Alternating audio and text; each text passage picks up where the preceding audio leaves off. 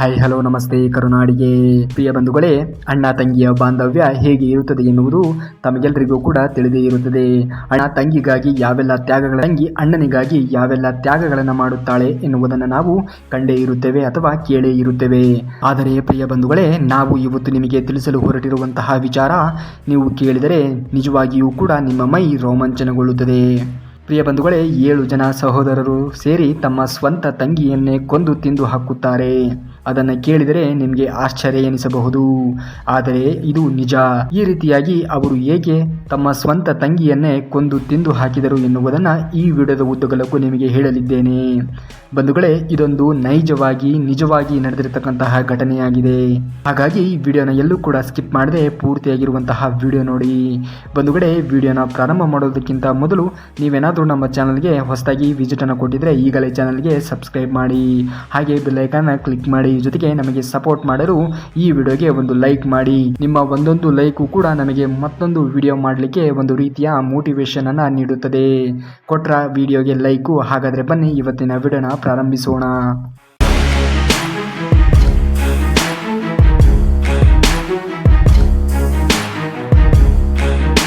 ಪ್ರಿಯ ಬಂಧುಗಳೇ, ಈ ಘಟನೆಯು ಸುಮಾರು ವರ್ಷಗಳ ಹಿಂದೆ ಜಾರ್ಖಂಡ್ನಲ್ಲಿ ನಡೆಯಲಾಯಿತು ಎಂದು ಹೇಳಲಾಗ್ತದೆ. ಅದರಲ್ಲಿಯೂ ಕೂಡ ಇದು ನಿಜವಾಗಿ ನಡೆದಿರತಕ್ಕಂತಹ ನೈಜ ಘಟನೆಯಾಗಿದೆ ಎಂದು ಅಲ್ಲಿನ ಜನರು ಇದನ್ನು ಹೇಳುತ್ತಾರೆ. ಪ್ರಿಯ ಬಂಧುಗಳೇ, ಜಾರ್ಖಂಡ್ನಲ್ಲಿ ಈ ಘಟನೆಗೆ ಸಂಬಂಧಿಸಿದಂತಹ ಕೆಲವು ಪುರಾವೆಗಳು ಕೂಡ ಈಗಲೂ ಸಿಗುತ್ತವೆ.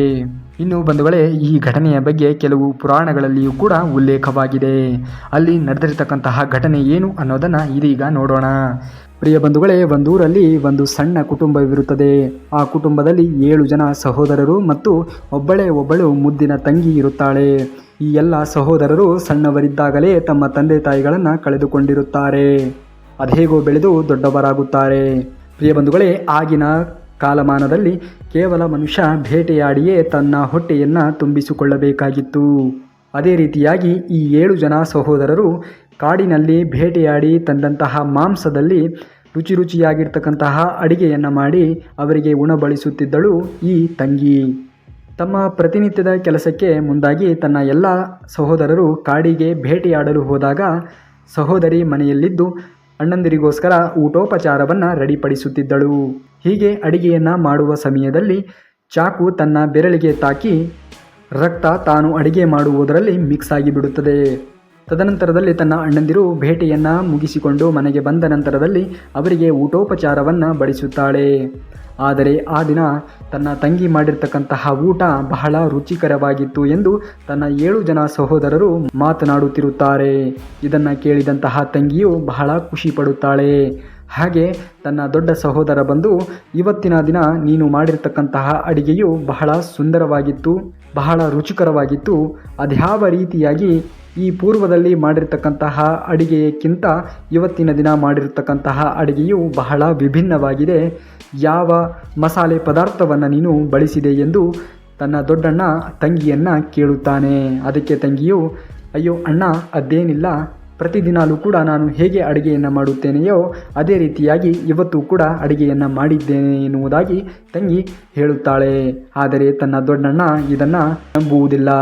ಯಾವ ರೀತಿಯಾಗಿ ನೀನು ಅಡುಗೆ ಮಾಡಿದೆ? ಇವತ್ತು ಬಹಳ ಸೊಗಸಾಗಿತ್ತು, ಅಡುಗೆ ರುಚಿಕರವಾಗಿತ್ತು, ನಿಜ ಹೇಳು ಎಂದು ಗದರಿಸಿ ಕೇಳುತ್ತಾನೆ ತನ್ನ ದೊಡ್ಡಣ್ಣ.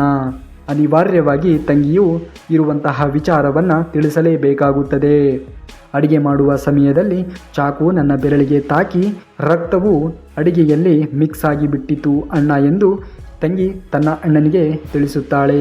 ಈ ವಿಚಾರವನ್ನು ನಿಮಗೆ ಮೊದಲೇ ಹೇಳಿದ್ದರೆ ನೀವು ಸಂಕಟ ಪಡುತ್ತಿದ್ದೀರೆಂದು ನಾನು ನಿಮ್ಮ ಮುಂದೆ ತಿಳಿಸಲಿಲ್ಲವೆಂದು ತಂಗಿ ತಿಳಿಸುತ್ತಾಳೆ. ಆದರೆ ಅಣ್ಣಂದಿರು ಯೋಚಿಸಿದ್ದು ಮಾತ್ರ ಘನಘೋರವಾಗಿತ್ತು. ಪ್ರಿಯ ಬಂಧುಗಳೇ, ತನ್ನ ಎಲ್ಲ ಸಹೋದರರನ್ನು ಕರೆದುಕೊಂಡು ಹೋಗಿ ತಮ್ಮ ತಂಗಿಯ ಒಂದೇ ಒಂದು ಹನಿ ರಕ್ತ ಅಡಿಗೆಯಲ್ಲಿ ಬಿದ್ದಿರುವುದೇ ಅಷ್ಟೊಂದು ರುಚಿಕರವಾಗಿದೆ ಅಡಿಗೆ. ಅದೇ ರೀತಿಯಾಗಿ ತಂಗಿಯ ಮಾಂಸಖಂಡಗಳು ಯಾವ ರೀತಿಯಾಗಿ ರುಚಿಯನ್ನು ಕೊಡಬಹುದು ಎಂದು ಯೋಚಿಸುತ್ತಾರೆ. ಯಾವುದೇ ಅಣ್ಣವಾಗಲಿ ಯಾವುದೇ ಸಹೋದರರಾಗಲಿ ಈ ರೀತಿಯಾಗಿ ಯೋಚಿಸಲು ಸಾಧ್ಯವೇ? ಆದರೆ ಅದೆಂತಹ ಕಟುಕ ಮನಸ್ಸಿನ ಸಹೋದರರು ಇರಬಹುದು ನೋಡಿ. ಪ್ರಿಯ ಬಂಧುಗಳೇ, ಈ ರೀತಿಯಾಗಿ ಯೋಚಿಸಿದ ನಂತರದಲ್ಲಿ ತನ್ನ ತಂಗಿಯನ್ನು ಯಾವ ರೀತಿಯಾಗಿ ಸಂಹಾರ ಮಾಡಬೇಕು, ಯಾವ ರೀತಿಯಾಗಿ ಕೊಂದು ತಿನ್ನಬೇಕು ಎಂದು ಸಹೋದರರು ಯೋಚಿಸುತ್ತಾರೆ. ಅದರ ಬೆನ್ನಲ್ಲೇ ಬೇಕಾಗಿರ್ತಕ್ಕಂಥ ಎಲ್ಲ ಮಾರ್ಗೋಪಾಯಗಳನ್ನು, ಅದರ ಏರ್ಪಾಡುಗಳನ್ನು ಮುಂದುವರಿಸುತ್ತಾರೆ ಸಹೋದರರು. ಆದರೆ ಕೊನೆಯ ಸಹೋದರ 7ನೇ ಸಹೋದರನಿಗೆ ಮಾತ್ರ ಇದು ಇಷ್ಟವಿರಲ್ಲ. ಇನ್ನುಳಿದ 6 ಜನ ಸಹೋದರರು ತಂಗಿಯನ್ನ ತಿನ್ನಲೇಬೇಕು ಎಂದು ಯೋಚಿಸುತ್ತಿರುತ್ತಾರೆ. ಅದಕ್ಕೆ ಬೇಕಾದಂತಹ ತಯಾರಿಯನ್ನು ಮಾಡಿಕೊಂಡ ನಂತರದಲ್ಲಿ ಏನಾದರೂ ಮಾಡಿ ತಂಗಿಯನ್ನು ಮನೆಯಿಂದ ಹೊರಗೆ ಕರೆದುಕೊಂಡು ಬಂದು ಆಕೆಯನ್ನು ಸಂಹಾರ ಮಾಡಿ ನಾವು ಇವತ್ತು ಅಡಿಗೆ ಮಾಡಿಕೊಂಡು ತಿನ್ನಲೇಬೇಕು ಎಂದು ಯೋಚಿಸಿ, ತಂಗಿ ನೀನು ದೊಡ್ಡವಳಾಗಿದ್ದೀಯಾ, ನಿನಗೆ ಒಂದು ಸುಂದರವಾಗಿರ್ತಕ್ಕಂತಹ ವರವನ್ನು ಹುಡುಕಿದ್ದೇವೆ ಮದುವೆ ಮಾಡಿಕೊಡಲು, ಹಾಗಾಗಿ ನಾವು ಇವತ್ತು ಹೊರಗಡೆ ಹೋಗಬೇಕಾಗಿದೆ ಎಂದು ತಂಗಿಯ ಎದುರುಗಡೆ ಸುಳ್ಳು ಹೇಳುತ್ತಾನೆ ತನ್ನ ದೊಡ್ಡಣ್ಣ. ಅಣ್ಣನ ಮಾತಿಗೆ ಬೆರಗಾಗಿ ತಂಗಿಯು ಬಹಳ ಖುಷಿಪಟ್ಟು ಆಯಿತು ಅಣ್ಣ ಎಂದು ರೆಡಿಯಾಗಿ ಬರುತ್ತಾಳೆ.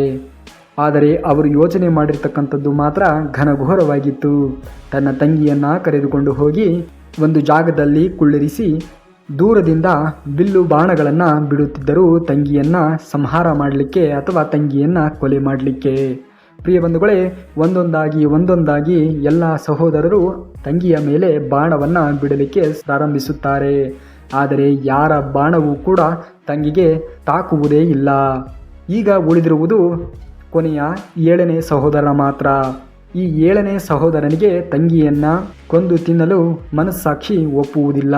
ಅದೇ ರೀತಿಯಾಗಿ ಬಿಲ್ಲು ಬಾಣವನ್ನು ಹೊಡಿಲಿಕ್ಕೆ ಅವನಿಗೂ ಕೂಡ ಮನಸ್ಸು ಒಪ್ಪುವುದಿಲ್ಲ. ಆದರೆ ತಂಗಿಯು, ಅಣ್ಣ ನೀನೇನು ಹೆದರಬೇಡ, ನೀನು ಧೈರ್ಯವಾಗಿ ನನ್ನ ಮೇಲೆ ಬಿಲ್ಲನ್ನು ಪ್ರಯೋಗಿಸು ಎಂದು ತಂಗಿಯು ಅಣ್ಣನಿಗೆ ಹೇಳುತ್ತಾಳೆ. ಇದೀಗ ಅಣ್ಣನು ತಂಗಿಯ ಮಾತನ್ನ ಕೇಳಿ ಆ ಬಾಣವನ್ನ ಬಿಡುತ್ತಾನೆ. ಆದರೆ ತಂಗಿಯು ಆ ಭಗವಂತನಲ್ಲಿ ಕೇಳಿಕೊಳ್ಳುತ್ತಾಳೆ, ನನ್ನ ಅಣ್ಣ ಬಿಟ್ಟಿರ್ತಕ್ಕಂತಹ ಬಾಣವು ನನಗೆ ತಾಕಿ ನನ್ನ ಸಾವು ಈಗ ಸಂಭವಿಸಲಿ ಎಂದು ದೇವರಲ್ಲಿ ಪ್ರಾರ್ಥನೆ ಮಾಡುತ್ತಾಳೆ ತಂಗಿ. ಅದರ ಬೆನ್ನಲ್ಲೇ ತಂಗಿಯು ತನ್ನ ಪ್ರಾಣವನ್ನ ಕಳೆದುಕೊಳ್ಳುತ್ತಾಳೆ. ತದನಂತರದಲ್ಲಿ ಆ ಮೃತದೇಹವನ್ನು ತೆಗೆದುಕೊಂಡು ಹೋಗಿ 6 ಜನ ಸಹೋದರರು ಅಡಿಗೆ ಮಾಡಿಕೊಂಡು ತಿನ್ನುತ್ತಾರೆ. ಆ ಸಹೋದರಿ ತನ್ನ ಪ್ರಾಣ ಬಿಟ್ಟ ಜಾಗದಲ್ಲಿ ಒಂದು ಬಿದಿರಿನ ಮರ ಬೆಳೆಯುತ್ತದೆ. ಮುಂದೆ ಒಂದು ಸನ್ಯಾಸಿಯು ಆ ಮರದಲ್ಲಿ ಮೂತ್ರ ವಿಸರ್ಜನೆಯನ್ನು ಮಾಡಿದಾಗ ಇಲ್ಲಿ ಬಹಳ ದುರ್ವಾಸನೆ ಬರುತ್ತಿದೆ ಎಂದು ಗಿಡದಿಂದ ಬಂದಂತಹ ಸುದ್ದಿಯನ್ನು ತಿಳಿದು ಆ ಸ್ವಾಮೀಜಿಯು ತಾನು ಮಾಡಿರ್ತಕ್ಕಂತಹ ಮೂತ್ರ ವಿಸರ್ಜನೆಯನ್ನು ಸಂಪೂರ್ಣವಾಗಿ ಸ್ವಚ್ಛಗೊಳಿಸಿಕೊಂಡು ಬರುತ್ತಾನೆ. ಜೊತೆಗೆ ಆ ಮರದಿಂದ ರೆಕ್ಕೆಯನ್ನು ಕಟ್ಟು ಮಾಡಿಕೊಂಡು ಬರುತ್ತಾನೆ. ಅದರಲ್ಲಿ ಒಂದು ಗಿಟಾರನ್ನು ರೆಡಿ ಮಾಡಿಸುತ್ತಾನೆ ಆ ಸ್ವಾಮೀಜಿಯು ಭಿಕ್ಷೆಯನ್ನು ಬೇಡಲಿಕ್ಕೆ ಹೋಗುವಂತಹ ಸಮಯದಲ್ಲಿ ಈ 7 ಜನ ಸಹೋದರರ ಮನೆಗೆ ತೆರಳುತ್ತಾನೆ ಆ ಸ್ವಾಮೀಜಿ. ಮೊದಲನೇ ದೊಡ್ಡಣ್ಣನ ಮನೆಗೆ ಸ್ವಾಮೀಜಿ ತೆರಳಿ ಆ ಒಂದು ಗಿಟಾರನ್ನು ನುಡಿಸಿದಾಗ ಆ ಗಿಟಾರಿನಿಂದ ಬಂದಿರತಕ್ಕಂತಹ ಶಬ್ದವು, ಅಯ್ಯೋ ಇವನು ನನ್ನ ದೊಡ್ಡಣ್ಣ, ಇವನೇ ನನ್ನ ಸಾವಿಗೆ ಕಾರಣನೆಂದು ಗಿಟಾರಿನಿಂದ ಜೋರಾಗಿ ಶಬ್ದ ಕೇಳಲಿಕ್ಕೆ ಶುರುವಾಗುತ್ತದೆ. ಇದನ್ನು ಕೇಳಿರ್ತಕ್ಕಂತಹ ದೊಡ್ಡಣ್ಣನು, ಅಯ್ಯೋ ನನ್ನ ತಂಗಿಗೆ ಕೊಂದಿರ್ತಕ್ಕಂತಹ ವಿಚಾರ ಎಲ್ಲರಿಗೂ ಕೂಡ ತಿಳಿಯುತ್ತದೆ, ಹಾಗಾಗಿ ಬೇಗ ಹೋಗಿ ಆ ಸನ್ಯಾಸಿಗೆ ಭಿಕ್ಷೆಯನ್ನು ನೀಡು ಎಂದು ತನ್ನ ಹೆಂಡತಿಗೆ ತಿಳಿಸುತ್ತಾನೆ ಆ ಸಹೋದರ. ತದನಂತರದಲ್ಲಿ 2ನೇ ಸಹೋದರನ ಮನೆಗೆ ತೆರಳುತ್ತಾನೆ ಆ ಸ್ವಾಮೀಜಿ. ಅಲ್ಲಿಯೂ ಕೂಡ ಆ ಗಿಟಾರಿನಿಂದ ಇದೇ ರೀತಿಯಾಗಿರ್ತಕ್ಕಂತಹ ಶಬ್ದ ಹೊರಬರುತ್ತದೆ. ಆಗ ಅವರು ಕೂಡ ಆಶ್ಚರ್ಯಗೊಂಡು ಬೇಗ ಹೋಗಿ ಆ ಸನ್ಯಾಸಿಗೆ ಬೇಕಾಗಿರ್ತಕ್ಕಂತಹ ಭಿಕ್ಷಾಟನೆಯನ್ನು ನೀಡಿ ಎಂದು ತನ್ನ ಪತ್ನಿಗೆ ಹೇಳುತ್ತಾನೆ ಆ ಸಹೋದರ. ತದನಂತರದಲ್ಲಿ ಇದೇ ರೀತಿಯಾಗಿ 5 ಜನರ ಮನೆಗೆ ಹೋದಾಗ ಇದೇ ರೀತಿಯಾಗಿರ್ತಕ್ಕಂತಹ ಶಬ್ದ ಆ ಗಿಟಾರಿನಿಂದ ಕೇಳಿ ಬರುತ್ತದೆ. ಆದರೆ ಕೊನೆಯದಾಗಿ 7ನೇ ಅಣ್ಣ ಮನೆಗೆ ತೆರಳಿದಾಗ ಈ ಗಿಟಾರಿನಿಂದ ಇವನು ನನ್ನ ಮುದ್ದಿನ ಸಹೋದರ ಎಂದು ಕೇಳತೊಡಗುತ್ತದೆ. ತದನಂತರದಲ್ಲಿ ಆ ಸಹೋದರನು ಕೂಡ ಈ ಒಂದು ಧ್ವನಿಯನ್ನು ಕೇಳಿ ಇದು ನನ್ನ ತಂಗಿಯ ಧ್ವನಿಯ ರೀತಿಯಲ್ಲಿ ಇದೆಯಲ್ಲ ಎಂದುಕೊಂಡು ಆ ಸನ್ಯಾಸಿಯನ್ನು ಮನೆ ಒಳಗಡೆ ಕರೆದುಕೊಂಡು ಹೋಗಿ, ಏನು ನಡೆಯಿತು, ಈ ಧ್ವನಿಯು ನನ್ನ ತಂಗಿಯ ಧ್ವನಿ ಎಂದು ಕೇಳುತ್ತಾನೆ. ಆಗ ಸ್ವಾಮೀಜಿಯು ನಡೆದಿರ್ತಕ್ಕಂತಹ ಎಲ್ಲ ವಿಚಾರವನ್ನು ತಿಳಿಸುತ್ತಾನೆ. ತದನಂತರದಲ್ಲಿ ಸ್ವಾಮೀಜಿಯ ಬಳಿ ಈ ಗಿಟಾರನ್ನು ದುಡ್ಡಿನಲ್ಲಿ ಕೊಂಡುಕೊಳ್ಳುತ್ತಾನೆ ತನ್ನ ಸಹೋದರ. ತದನಂತರದಲ್ಲಿ ಆ ಗಿಟಾರನ್ನು ಮನೆಯಲ್ಲಿ ಇಟ್ಟುಕೊಂಡು ದಿನಾಲೂ ಕೂಡ ಪೂಜೆ ಮಾಡುತ್ತಾನೆ ಆ ಸಹೋದರ. ತದನಂತರದಲ್ಲಿ ಕೆಲಸಕ್ಕೆ ಹೋಗಿ ಬರುತ್ತಾನೆ ಸಹೋದರ. ಆದರೆ ಆತ ಕೆಲಸಕ್ಕೆ ಹೋಗಿ ಬರುವಷ್ಟರಲ್ಲಿ ಇಡೀ ಮನೆಯು ಸ್ವಚ್ಛವಾಗಿರುತ್ತಿತ್ತು. ಇದನ್ನು ಕಂಡಿರ್ತಕ್ಕಂತಹ ಸಹೋದರನಿಗೆ ಕೊಂಚ ಅನುಮಾನ ಕಾಡತೊಡಗುತ್ತದೆ. ತದನಂತರದಲ್ಲಿ ತನ್ನ ದೊಡ್ಡ ಸಹೋದರನ ಮಡದಿಯಾಗಿರ್ತಕ್ಕಂತಹ ತನ್ನ ಅತ್ತೆಯ ಬಳಿ ಹೋಗಿ ಕೇಳುತ್ತಾನೆ, ನೀವೇನಾದರೂ ನಮ್ಮ ಮನೆಗೆ ಬಂದು ಸ್ವಚ್ಛ ಮಾಡಿದ್ದರಾ? ಎಲ್ಲವೂ ಕೂಡ ಸ್ವಚ್ಛವಾಗಿದೆ ಎಂದು ಕೇಳುತ್ತಾನೆ. ಆಗ ಅವರು, ನಮ್ಮ ಮನೆಯನ್ನೇ ಸ್ವಚ್ಛ ಮಾಡಲು ನಮಗೆ ಆಗುವುದಿಲ್ಲ, ಅದರಲ್ಲಿ ನಾವು ಹೇಗೆ ಬಂದು ನಿಮ್ಮ ಮನೆಯನ್ನ ಸ್ವಚ್ಛ ಮಾಡಲಿ ಎಂದು ಉತ್ತರಿಸುತ್ತಾಳೆ. ತದನಂತರ ಮರುದಿನ ತನ್ನ ದಿನನಿತ್ಯದ ಕೆಲಸಕ್ಕೆ ಮುಂದಾಗುತ್ತಾನೆ ಸಹೋದರ. ಪ್ರತಿನಿತ್ಯದ ಹಾಗೆ ಆ ಗಿಟಾರಿನಿಂದ ಸಹೋದರಿ ಹೊರಗೆ ಬಂದು ತನ್ನ ಅಣ್ಣನ ಮನೆಯನ್ನ ಸ್ವಚ್ಛಗೊಳಿಸುತ್ತಿರುತ್ತಾಳೆ. ಇದನ್ನು ಕಂಡಿರ್ತಕ್ಕಂತಹ ಸಹೋದರನಿಗೆ ಬಹಳ ಆಶ್ಚರ್ಯಚಕಿತನಾಗ್ತಾನೆ. ತದನಂತರದಲ್ಲಿ ತನ್ನ ಅತ್ತೆಯ ಬಳಿ ಈ ಒಂದು ವಿಚಾರವನ್ನು ಹಂಚಿಕೊಳ್ಳುತ್ತಾನೆ. ಆಗ ಅತ್ತೆಯು ಒಂದು ಉಪಾಯವನ್ನು ಹೇಳುತ್ತಾಳೆ. ಗಿಟಾರನ್ನು ತೆಗೆದುಕೊಂಡು ಹೋಗಿ ಒಂದು ಹೊಲೆಯಲ್ಲೇ ಹಾಕಿ ಅದನ್ನು ಸುಟ್ಟು ಬಿಡು, ಜೊತೆಗೆ ಅದಕ್ಕೆ ಬಿಲ್ಪತ್ರೆಯ ನೀರನ್ನು ಸಿಂಪಡಿಸು ಎಂದು ತನ್ನ ಅತ್ತೆಯು ಒಂದು ಉಪಾಯವನ್ನು ತಿಳಿಸುತ್ತಾಳೆ. ತನ್ನ ಅತ್ತೆಯು ಹೇಳಿದ ಹಾಗೆ ಆ ಗಿಟಾರನ್ನು ತೆಗೆದುಕೊಂಡು ಹೋಗಿ ಸುಡುತ್ತಾನೆ ಅಣ್ಣ. ತದನಂತರದಲ್ಲಿ ಆ ಗಿಟಾರಿನಿಂದ ತಂಗಿಯು ಜೀವಂತವಾಗಿ ಹೊರಗೆ ಬರುತ್ತಾಳೆ. ಅದಾದ ಬಳಿಕ ಸಹೋದರಿ ಹಾಗೂ ಅಣ್ಣ ಇಬ್ಬರು ಕೂಡಿ ಸೊಗಸಾಗಿ ತಮ್ಮ ಜೀವನವನ್ನು ಮುಂದುವರಿಸುತ್ತಾರೆ. ಇದಾಗಿತ್ತು ಜಾರ್ಖಂಡ್ನಲ್ಲಿ ನಡೆದಿರ್ತಕ್ಕಂತಹ ಒಂದು ನಿಜವಾಗಿರ್ತಕ್ಕಂತಹ ಘಟನೆ.